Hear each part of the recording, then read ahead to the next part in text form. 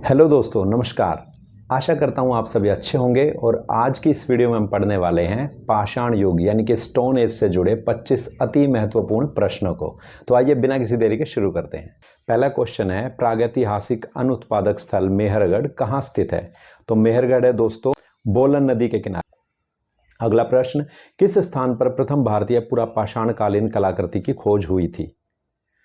तो ये जो खोज हुई थी पल्लावरम। पल्लावरम कहाँ पे है दोस्तों? पल्लावरम तमिलनाडु के चेन्नई के पास एक स्थल है। यहाँ पर पुराने समय में एक हैंड एक्स यानी कि हाथ की कुल्हाड़ी की खोज हुई थी जो कि पत्थर की बनी हुई थी। इसकी खोज 1863 में हुई थी। अगला क्वेश्चन, रॉबर्ट ब्रूस फुट को भारत में सर्वप्रथम पूर्व पाषाणकालीन उपकरण कब मिले?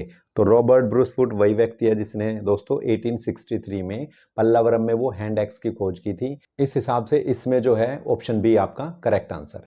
नेक्स्ट क्वेश्चन, उच्च पुरा पाषाण युगीन हड्डी की बनी मातृदेव की प्रतिमा कहां से प्राप्त हुई है? दोस्तों ये हुई है ऑप्शन ए बेलन घाटी उत्तर प्रदेश से। किस नव पाषाणकालीन पुरा स्थल से गर्त निवास के प्रमाण मिले हैं? दोस्तों गर्त निवास का मतलब होता है गड्ढे में निवास करना यानी कि नीचे की तरफ बेसमेंट टाइप कुछ स्ट्रक्चर बना के उसमें रहना। तो ये प्राप्त हुए में बुर्ज होम और अभी हाल के वर्षों में सराय नाहर राय का नाम भी इसमें आया है क्योंकि यहाँ से भी गर्त आवास मिले हैं। तो आपका ऑप्शन है बुर्ज होम और सराय नाहर राय वाला, ये आपका करेक्ट आंसर होगा। पशुपालन का प्राचीनतम साक्ष्य कहां से प्राप्त हुआ है? तो आपके ऑप्शन है सराय नाहर राय, कोलडीवा, बागोर और कालीबंगा। दोस्तों इसको आप एक ट्रिक से भी याद कर सकते हैं और ट्रिक है, बागों के मध्य में आदमी पशु पालता है। क्या? बागों के मध्य में आदमी पशु पालता है। इसमें जो बागो है ये है बागोर राजस्थान वाला, और मध्य में आदमी यहाँ पे आदमगढ़ समझिए, और पशु पालता यानी कि पशुपालन।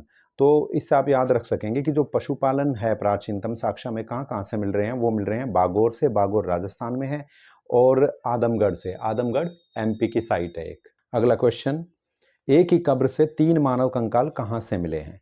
तो एक ही कब्र से 3 मानव कंकाल दोस्तों मिले हैं, जो वो मिले हैं दमदमा। यहाँ पे ऑप्शन बी आपका करेक्ट आंसर है। और सराय नाहर राय की यदि एक ऑप्शन है इसमें, सराय नाहर राय ए ऑप्शन, जो इसकी बात करें तो यहाँ से एक तो 2 कंकालों वाली कब्र मिली हैं और 4 कंकालों वाली कब्र भी हाल ही में सराय नाहर राय से प्राप्त हुई है। और हमारा जो आंसर है दमदमा, ये यूपी के प्रतापगढ़ जिले में है। यहाँ से जो 3 कंकालों वाली जो साइट बता रहे हैं वो उसमें 2 पुरुष और 1 महिला के कंकाल हैं उस वाली कब्र में, जिसका जिक्र यहाँ पे किया जा रहा है, जिसपे बेस्ड एक ये क्वेश्चन आपके लिए तैयार किया गया है। खाद्यान्नों की कृषि सर्वप्रथम प्रारंभ हुई थी कब? नवपाषाण काल में, मध्यपाषाण काल में, पुरापाषाण में या प्रागैतिहासिक काल में हुई थी? तो दोस्तों इसका आंसर है ऑप्शन ए नवपाषाण काल। यदि मध्यपाषाण काल की बात करें तो दोस्तों आंशिक रूप से पौधारोपण मनुष्य ने शुरू कर दिया था, लेकिन पूरी तरह से जिस तरह से खेती की जाती है एक बड़े पैमाने पर, उसकी जो शुरुआत हो रही है वो नवपाषाण काल में ही हुई है। अगला क्वेश्चन, किस युग को चालकोलिथिक युग भी कहा जाता है? तो चालकोलिथिक का मतलब है दोस्तों जब हम पत्थर और तांबे का एक साथ इस्तेमाल करते हैं तो वो चालकोलिथिक यानी कि ताम्र पाषाण युग कहलाता है। ताम्र मतलब तांबा, पाषाण मतलब पत्थर। इस तरह के टूल्स बनाए गए जिसमें तांबे का और पत्थर का एक साथ इस्तेमाल किया गया था, तो उसी को हम चालकोलिथिक युग कहते हैं। तो भी बात कर लेते हैं ताम्र पाषाण युगीन संस्कृतियों से। कौन कौन सी संस्कृति है जो ताम्र पाषाण युग से जुड़ी हैं?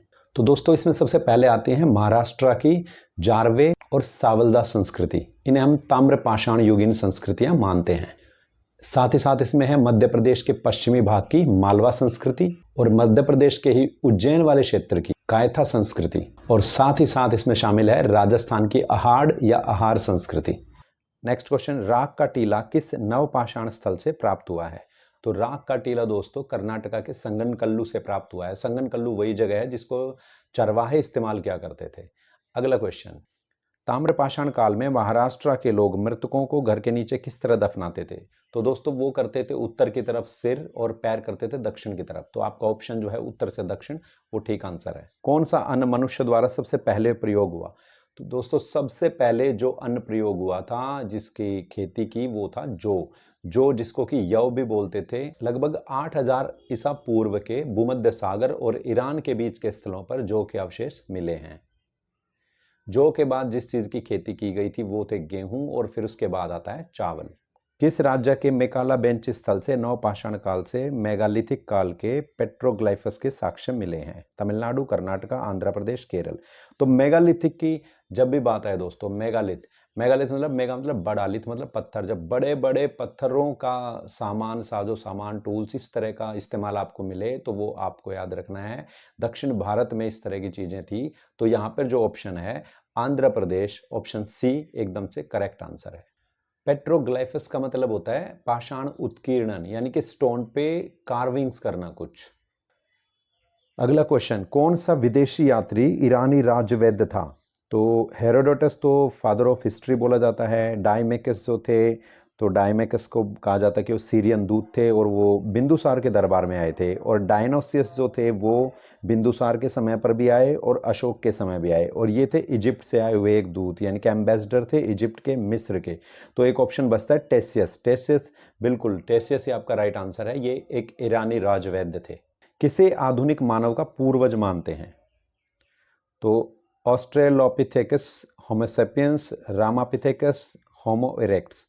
तो दोस्तों ये नहीं पूछा कि आधुनिक इंसान का रूप, तो होमोसेपियंस ही होगा, क्योंकि वही रूप है आज के आधुनिक मानव का। उनसे शुरुआत हुई थी आज के आधुनिक मानव की। यहाँ पे पूछा गया है हमारे पूर्वज रामापिथेकस।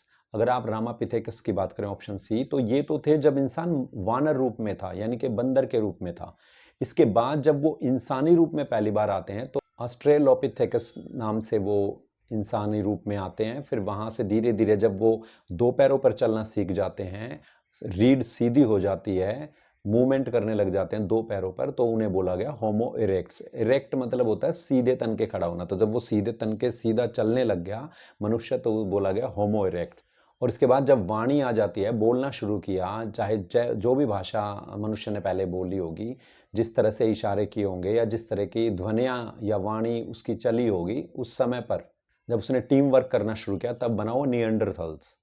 और उसके बाद जो आधुनिक मानव का रूप बना वो बना था होमोसेपियंस।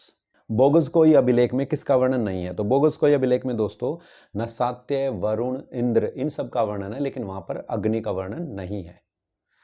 अगला क्वेश्चन, देवगढ़ का दशावतार मंदिर किस शैली का उदाहरण है? नागर, पंचायतन, द्रविड़, बेसर।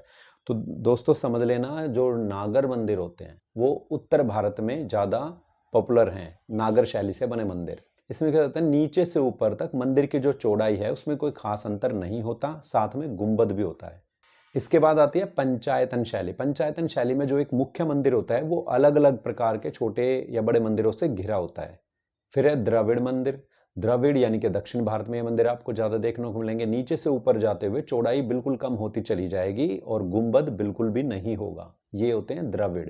इसके बाद अंत में है बेसर शैली। बेसर शैली जब द्रविड़ और नागर शैली को मिला जुला के आप एक मंदिर का निर्माण करें, दोनों की ही विशेषताएं उसमें डाली जाएं या दोनों के ही कुछ कुछ पार्ट्स आपने इंक्लूड कर लिए हैं, तो वो कहलाएगा बेसर मंदिर शैली या बेसर शैली मंदिर निर्माण की। और जो देवगढ़ का दशावतार मंदिर है, देवगढ़ का दशावतार मंदिर पंचायतन शैली में बना मंदिर है। अगला क्वेश्चन, किस काल को फलक संस्कृति के नाम से जाना जाता है? नवपाषाण, उच्च पुरापाषाण, निम्न पुरापाषाण, मध्य पुरापाषाण। तो दोस्तों वो समय था मध्य पुरापाषाण, जब छोटे छोटे पत्थर के टुकड़ों से औजार या अन्य सामान बनाए जा रहे थे। क्योंकि इससे पहले जो मनुष्य इस्तेमाल कर रहा था वो बड़े पत्थर के टुकड़ों को इस्तेमाल कर रहा था, लेकिन जब उसको छोटे छोटे टुकड़ों से औजार बनाने आ गए या अन्य सामान बनाने आ गए तो इसको कहा गया फ्लेक्स संस्कृति। भीमबेटका का संबंध किस काल से है? तो दोस्तों भीमबेटका गुफाओं का संबंध मध्य पुरापाषाण काल से है, लेकिन उसमें हुई जो शैल चित्र बने हैं, चित्रकारी है, यदि उसकी बात करें तो चित्रकारी का संबंध उच्च पुरापाषाण काल से है। लेकिन यहाँ पर क्योंकि प्रश्न आपसे सिर्फ भीमबेटका से लेके पूछा गया है, ना कि उसकी चित्रकारी से, तो आपका आंसर होगा मध्य पुरापाषाण काल। अगला क्वेश्चन, चकमक उद्योग, नक्काशी विकास और चित्रकारी की शुरुआत किस काल में हुई?